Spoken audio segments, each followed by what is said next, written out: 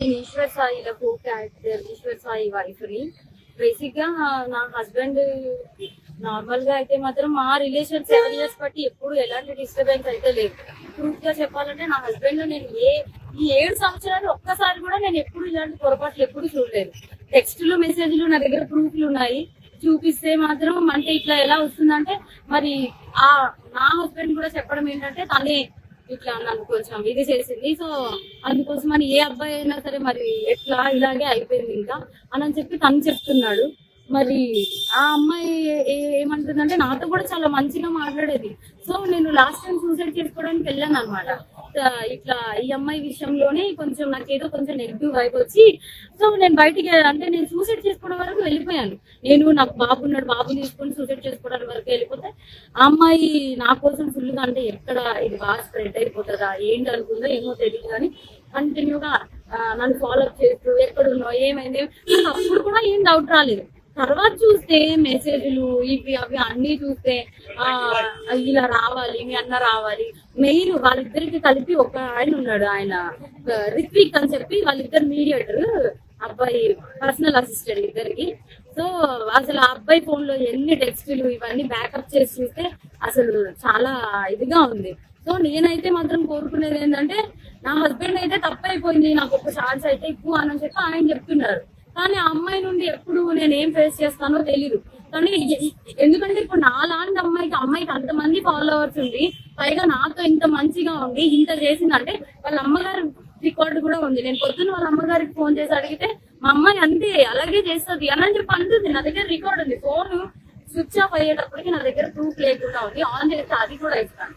So ఇట్లాగా నాకు ఇప్పుడు నాకు అన్యాయం జరిగింది. నా పేరెంట్స్ మా సిస్టర్స్ వచ్చి ఏదో చేశారు, నా హస్బెండ్ నాతో ఏదో కొంచెం పోలీసులు దీంతో ఏదో మాట్లాడుతున్నాం అవుతుంది. ఇప్పుడు నా లాంటి అమ్మాయి ఒకవేళ వేరే ఒక అమ్మాయి ఎవరైనా దొరికింది అనుకోండి, అమ్మాయి ఇదే స్ట్రెస్ తట్టుకోలేక సూసైడ్ వరకు వెళ్తే ఎంత ప్రాబ్లం. నేను ఇది ఒక్కటే ఆలోచిస్తున్నా, ఎవరైనా సూసైడ్ వరకు వెళ్ళారు అనుకోండి అప్పుడు ఎంత ప్రాబ్లం ఉంటది. అమ్మాయికి తెలుసు నాకు బాబుని కొనేటప్పుడు నేను ఎంత డిస్టర్బ్ అయ్యాను, చాలా హెల్త్ ప్రాబ్లమ్స్ ఎలా వచ్చాయి అమ్మాయికి అన్ని తెలుసు. ఒక ఆడపిల్ల అయ్యి ఇంకో ఆడపిల్లకి అంత త్వరగా ఎలా మోసం చేస్తుంది.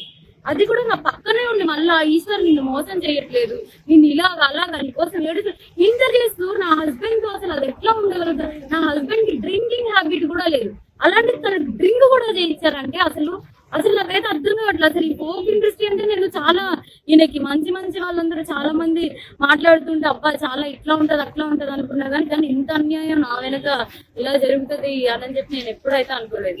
నెక్స్ట్ ఇదేంటంటే ఇట్లాంటి అమ్మాయిని మాత్రం అసలు ఫోక్ లోకి వీటిలోకి ఎంకరేజ్ చేయకూడదు. ఎందుకంటే ఇప్పుడు నా హస్బెండ్ జరిగింది, రేపు అన్న రోజు ఇంకో హస్బెండ్ వాళ్ళ అమ్మగారే చెప్తున్నారు కదా డైరెక్ట్ గా మా అమ్మాయి అంతే అని చెప్పి.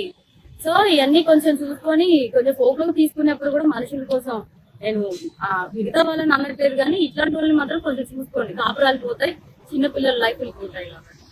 క్యాస్టింగ్ కల్చర్ అనేది బేసిక్లీ ఫిల్మ్ ఇండస్ట్రీలో ఫోక్ ఇండస్ట్రీలో జరుగుతుందనే ఆరోపణలు ఉన్నాయి. మరి దాని మీద మీ అభిప్రాయం ఏంటి? ఇది కూడా అదే కోణానికి జరిగిందా లేకపోతే ఇండివిజువల్? అట్లా ఏం లేదు, నిజం చెప్తున్నాను కదా. మా హస్బెండ్ కి డ్రింకింగ్ హ్యాబిట్ లేదంటే మీరు ఆలోచించండి.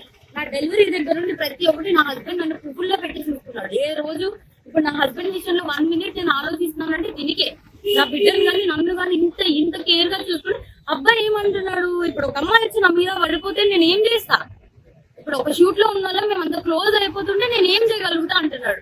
అప్పుడు నేను నా హస్బెండ్ చెప్తున్నా నువ్వు చేసింది తప్పు, మరి అమ్మాయి పడితే మరి నీకు తెలీదా, ఆబ్వియస్ గా ఒక అబ్బాయి ఇప్పుడు నీకు పెళ్ళం బిడ్డలు ఉన్నారు నీకు మాత్రం తెలీదా అంటే ఇంకా అయిపోయింది.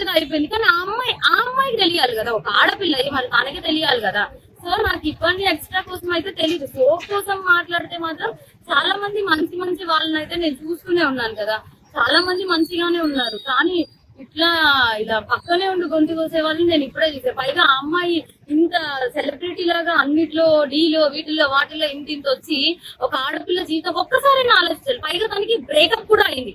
తను నాకు చెప్పుకొని కూడా బాధపడితే నేను అన్నాను మీ బాయ్ ఫ్రెండ్ మీకు ఇట్లా చేసినప్పుడు మీరు ఎట్లా అయితే బాధపడ్డారో అట్లాగే కదా అని చెప్పి కూడా అన్నాను కూడా.